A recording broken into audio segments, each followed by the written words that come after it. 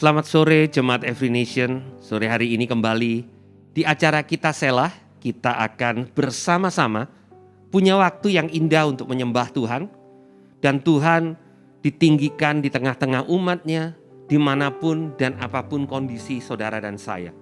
Mari kita satukan hati, kita akan berdoa. Tuhan, kami mengucap syukur untuk sore hari ini. Kembali ada satu kesempatan yang indah, di mana kami boleh menyembah Engkau karena Engkau layak disembah.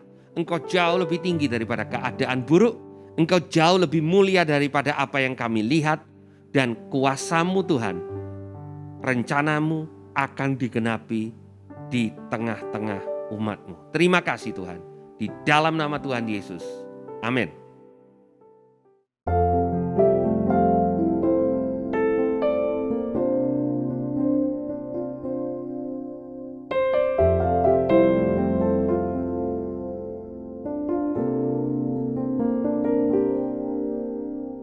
Kasih yang terindah,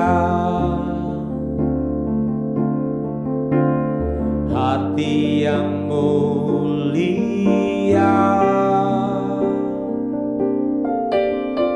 hanya ku temukan di dalam-Mu, Yesusku. Pujian dari hatiku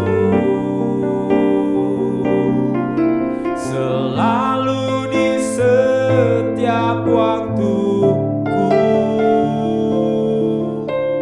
tiada pernah berubah kasih-Mu. Karya terbesar dalam hidupku, pengorbanan-Mu yang selamatkanku. Engkaulah harta yang tak ternilai, yang ku miliki dan ku hargai. Yesus, Engkau ku kagumi.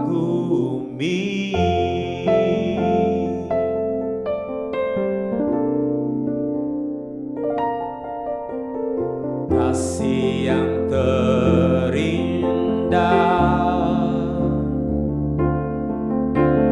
hati yang mulia, hanya ku temukan di dalam-Mu, Yesusku. Pujian dari hatiku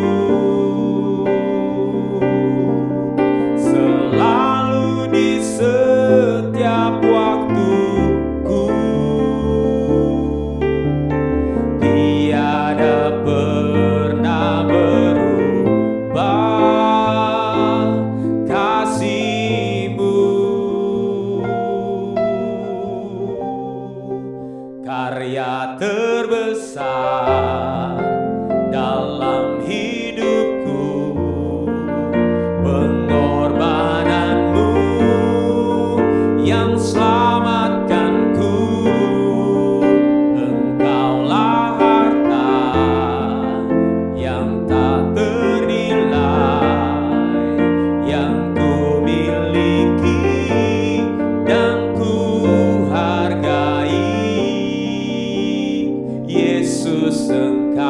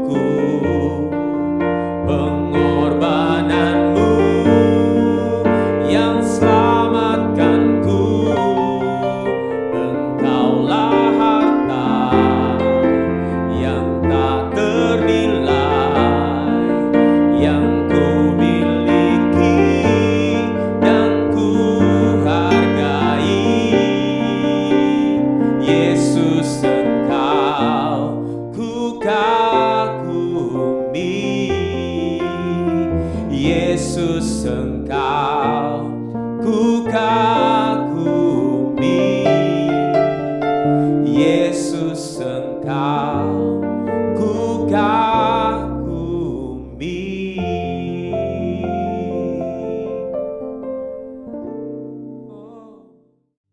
Selamat sore jemaat Tuhan. Sore hari ini adalah sesi atau episode yang kedua dari apa yang saya bagikan buat saudara minggu yang lalu, di mana kita belajar untuk tidak sepakat dengan apa yang musuh katakan tentang kehidupan kita.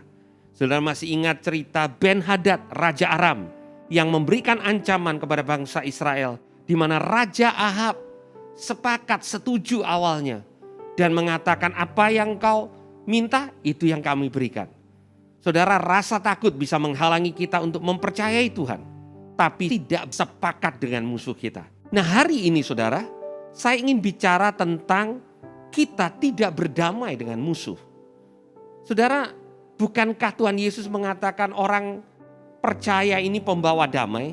Benar saudara, kita membawa damai di dalam dunia, tetapi kita tidak berdamai dengan musuh. Siapa musuh itu? Si jahat saudara. Karena si jahat berusaha untuk membunuh kita, membinasakan dan mencuri damai sejahtera dalam kehidupan kita. Nah, saya ingin meneruskan apa yang menjadi pembahasan kita minggu yang lalu, di mana Tuhan memberikan kemenangan kepada bangsa Israel dan rajanya, Raja Ahab saudara.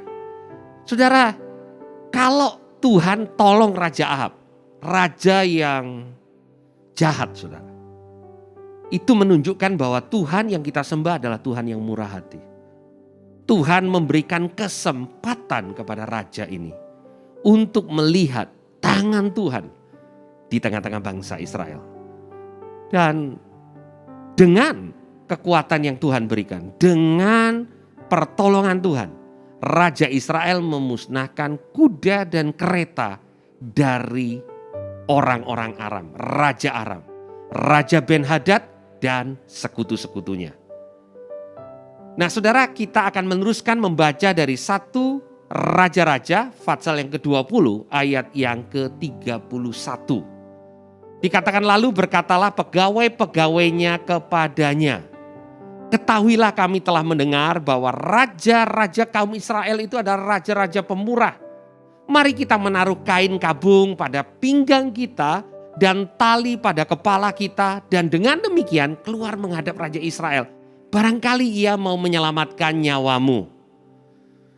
Di ayat 32 dikatakan, lalu mereka melilitkan kain kabung pada pinggang mereka dan tali pada kepala mereka. Kemudian mereka pergi menghadap Raja Israel sambil berkata, hambamu Ben-Hadad berkata, kiranya tuanku membiarkan aku hidup.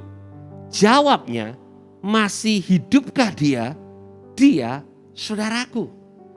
Nah saudara, ini adalah utusan Ben-Hadad. Ben-Hadad dan sekutunya sudah kalah dalam peperangan, dan Tuhan mau musuh ini dibinasakan. Saudara, Ben-Hadad bicara tentang ancaman, intimidasi yang ada dalam kehidupan kita. Saudara, Tuhan mau pada waktu Tuhan berperang, setiap intimidasi, rasa takut itu dihancurkan. Bukan dipelihara, tetapi rupanya ini menjadi kelemahan dari Ahab. Ahab mengatakan Ben-Hadad adalah saudaranya. Dan kemudian terjadilah pertemuan antara Ben-Hadad dan Raja Ahab. Dan Ben-Hadad akhirnya tidak dibinasakan oleh Ahab.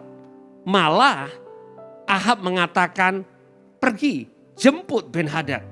Dan kemudian Ben-Hadad diajak naik ke atas kereta. Saudara, kita tahu bahwa kita dipanggil untuk berdamai dengan orang lain.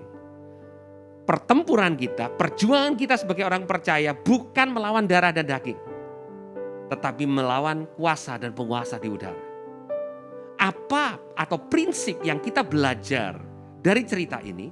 Ben-Hadad bukan darah dan daging di mana kita Tuhan meminta kita untuk berdamai. Tetapi Ben-Hadad di dalam perjanjian lama, di dalam 1 Raja-Raja ini berbicara tentang roh intimidasi.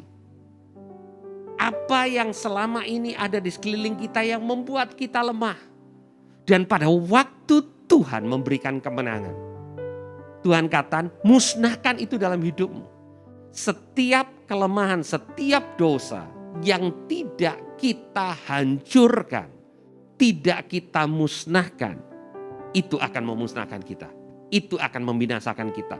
Prinsip kebenaran ini yang Tuhan mau anak-anak Tuhan mengerti.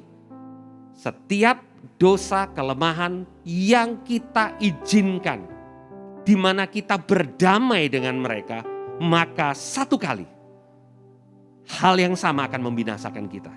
Mari kita lanjutkan cerita kita di ayat 34. Dari Fatsal 20 dikatakan, kata Ben-Hadad kepadanya, kota-kota yang telah diambil bapakku dari pihak bapakmu akan kukembalikan. Engkau boleh juga membuat pasar bagimu di Damsyik, seperti yang dibuat bapakku di Samaria. Dan aku sendiri, kata Ahab, akan membiarkan engkau pergi dengan perjanjian. Lalu ia mengadakan perjanjian dengan dia dan membiarkan ia pergi. Saudara, Ahab membuat perjanjian dengan kejahatan. Ahab mengizinkan Ben-Hadad untuk pergi, berdamai dengan kejahatan. Itu yang dia lakukan. Dan satu kali kemudian ada seorang nabi datang kepada Ahab, dan nabi itu mengatakan bahwa karena engkau telah membiarkan lolos orang yang diperintahkan Tuhan untuk ditumpas, maka nyawamu akan menjadi ganti nyawanya dan rakyatmu menjadi ganti rakyatnya. Tahukah saudara, ada peristiwa setelah itu di mana terjadi kembali peperangan antara bangsa Israel dan bangsa Aram. Bukan hanya bangsa Israel yang berperang, tetapi bangsa Israel, kerajaan Israel bersama dengan kerajaan Yehuda bersekutu dan melawan Raja Aram dan sekutu-sekutunya. Dan saat itu Raja Ahab yang sudah lebih kuat dari Aram bersama dengan Raja Yehuda seharusnya akan mengalami kemenangan. Mari kita baca di ayat yang ke-35 dari 1 Raja-Raja Fatsal 22. Dikatakan di ayat yang ke-34, tetapi seorang menarik panah dan menembak dengan sembarangan saja dan mengenai Raja Israel di antara sambungan baju zirahnya. Kemudian ia berkata kepada pengemudi keretanya, putar, bawa aku keluar dari pertempuran, sebab aku sudah luka. Saudara, Raja Ahab tertembak atau terkena panah tanpa disengaja. Seorang secara random, saudara, menarik panahnya dan tembak dan kena ke Raja Ahab. Di ayat yang ke-35 dikatakan, tetapi pertempuran itu bertambah seru pada hari itu. Dan raja tetap ditopang berdiri dalam kereta, berhadapan dengan orang Aram itu sampai ia mati pada waktu petang. Darahnya mengalir dari lukanya ke dalam palung kereta. Raja Ahab dibunuh oleh orang Aram yang sudah dia kalahkan belasan tahun sebelumnya. Saudara, dia berpikir dia bisa memelihara musuhnya, berdamai dengan musuhnya, buat perjanjian dengan musuhnya. Karena dia berpikir musuhnya sudah menjadi lemah, musuhnya bisa ditaklukkan. Saudara, prinsip kebenaran yang hari ini kita mau belajar bersama-sama adalah, saudara, kita tidak berdamai dengan kejahatan. Kita tidak izinkan apa yang menjadi kelemahan kita pelihara. Firman Tuhan mengatakan lari dari kejahatan. Kita bukan memelihara kejahatan sampai kepada kondisi di mana kita berpikir, saya pastikan dia tidak akan mengalahkan saya. Kompromi itu yang menghancurkan Lot. Kompromi itu menghancurkan banyak orang beriman hari-hari ini. Tidak masalah dengan dosa sedikit-sedikit. Tidak masalah dengan dengan sesuatu yang kelihatannya tidak berbahaya. Saudara, kalau Roh Kudus hari ini ingatkan kepada saudara, sesuatu di dalam hidupmu di mana engkau perlu untuk musnahkan, jangan pelihara. Jangan pelihara Ben-Hadad dalam hidupmu. Apa Ben-Hadad saudara? Saya tidak tahu. Tapi setiap kita punya Ben-Hadad. Dan Tuhan sudah berikan kemenangan. Tuhan lewat apa yang Tuhan Yesus lakukan di atas kayu salib sudah memberikan kuasa untuk saudara menang atas Ben-Hadad saudara. Tetapi Ben-Hadad perlu dimusnahkan, bukan dipelihara. Apa yang engkau izinkan untuk ada di dalam kehidupanmu dan itu bukan dari Tuhan, satu kali itu akan membinasakan engkau. Itu yang terjadi dalam kehidupan Ahab. Dia menang karena Tuhan berikan kemenangan dan karena dia izinkan Ben-Hadad, dia izinkan dosa, dia izinkan kejahatan itu tetap berada bersama-sama dengan dia. Selama dia merasa aman, dia izinkan itu terjadi. Dan apa yang dia izinkan terjadi tetap ada, satu saat akan membunuh Ahab. Apa yang saudara izinkan terjadi, pada waktu Tuhan katakan musnahkan itu, satu saat akan menghancurkan hidup saudara dan saya. Mari saudara, kalau hari ini Roh Kudus mulai bicara, apa Ben-Hadad saudara? Jangan pelihara Ben-Hadad dalam hidupmu. Mari kita berdoa. Kami mengucap syukur Tuhan. Yang pertama kami tahu Engkau begitu murah hati. Bahkan Raja sejahat Ahab, Engkau berikan kesempatan untuk menaklukkan musuhnya. Tapi kami juga belajar bahwa tanpa anugerah-Mu, kami tidak mungkin menang atas dosa, kelemahan, intimidasi yang terjadi dalam kehidupan kami. Dan Tuhan, kami mau buang jauh-jauh setiap dosa, pelanggaran, beban yang menekan kami. Karena kami tahu perkara-perkara itu akan mampu untuk membinasakan kami sewaktu kami izinkan perkara-perkara itu untuk tetap tinggal dan hidup di tengah-tengah kami. Biar firman kebenaran ini boleh ditangkap oleh jemaat-Mu. Kalau mereka sadar ada Ben-Hadad dalam hidup mereka, Tuhan, biar Engkau sendiri Tuhan yang memberikan kepada mereka kuasa untuk memusnahkan dan bukan bersepakat. Terima kasih Tuhan.